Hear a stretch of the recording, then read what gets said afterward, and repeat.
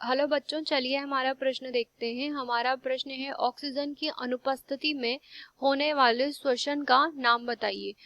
तो सबसे पहले हम यहाँ पर देखते हैं इस प्रश्न की मुख्य अवधारणा। तो इस प्रश्न की मुख्य अवधारणा के अंतर्गत हम यहाँ पर कह सकते हैं कि सामान्य रूप से यहाँ पर प्रकृति में उपस्थित सभी पादप वो जीव जो होते हैं उनकी कोशिकाएं यहाँ पर जो है श्वसन की क्रिया संपन्न करती है। अब श्वसन की क्रिया की अगर बात करें तो इसके अंतर्गत यहाँ पर जो है ऑक्सीजन की उपस्थिति व अनुपस्थिति को भी देखा जाता है। अगर यहाँ पर जो है ऑक्सीजन की मात्रा अनुपस्थित हो तो हम यहाँ पर कह सकते हैं कि ऑक्सीजन की अनुपस्थिति में होने वाले श्वसन की क्रिया को हम यहाँ पर जो है अनोक्सी प्रकार का श्वसन कहते हैं। और अगर हम यहाँ पर बात करें ऑक्सीजन की उपस्थिति की तो हम यहाँ पर कह सकते हैं कि अगर ऑक्सीजन की पर्याप्त मात्रा यहाँ पर कोशिका के अंतर्गत वातावरण में उपस्थित हो तो हम यहाँ पर कह सकते हैं कि ये जो होता है ऑक्सी प्रकार का यहाँ पर जो है श्वसन की क्रिया होती है।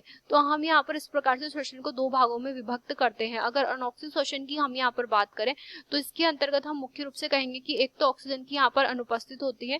ऑक्सीजन की अनुपस्थिति होने की वजह से हम यहाँ पर कहेंगे कि जो श्वसन की क्रिया होती है जिसके अंतर्गत ग्लूकोज का यहाँ पर जो है विखंडन संपन्न होता है, तो ये ग्लूकोज का यहाँ पर जो ऑक्सीकरण होता है वो यहाँ पर जो है आंशिक प्रकार का होता है। तो इसके अंतर्गत जो है ग्लूकोज का आंशिक प्रकार का जो है ऑक्सीकरण संपन्न होता है। और जब ग्लूकोज का आंशिक प्रकार का यहाँ पर जो है ऑक्सीकरण संपन्न होगा तो हम यहाँ पर कह सकते हैं कि आंशिक ऑक्सीकरण से जो उत्पाद प्राप्त होगा वह उत्पाद सामान्य रूप से यहाँ पर जो है CO2 होता है। और CO2 के मुक्तिकरण के साथ में यहाँ पर जो है पर्याप्त मात्रा में अल्कोहल की प्राप्ति होती है। तो यहाँ पर अल्कोहल जो है एक मुख्य उत्पाद के रूप में कार्य करता है। इसके अतिरिक्त हम यहाँ पर कह सकते हैं कि ये जो क्रिया होती है कुछ जीवाणुओं में यहाँ पर जो है पूर्ण रूप से चलती है। इसके अतिरिक्त यहाँ पर जो कवक होता है यीस्ट, उसके अंतर्गत भी ये क्रिया यहाँ पर संपन्न होती है। अगर हम बात करें ऊर्जा की तो इसके अंतर्गत जो ऊर्जा होती है वो बहुत ही कम मात्रा में यहाँ पर प्राप्त होती है। तो ऊर्जा की मात्रा यहाँ पर कम होती है। अगर अभिक्रिया की हम यहाँ पर बात करें तो अभिक्रिया के अंतर्गत हम यहाँ पर कह सकते हैं कि C6H12O6 हमारा ग्लूकोज यहाँ पर है। और ग्लूकोज का यहाँ पर जब अनोक्सी श्वसन होगा तो इसकी वजह से हमें यहाँ पर जो है C2H5OH यानी कि इथाइल अल्कोहल यहाँ पर प्राप्त हुआ है।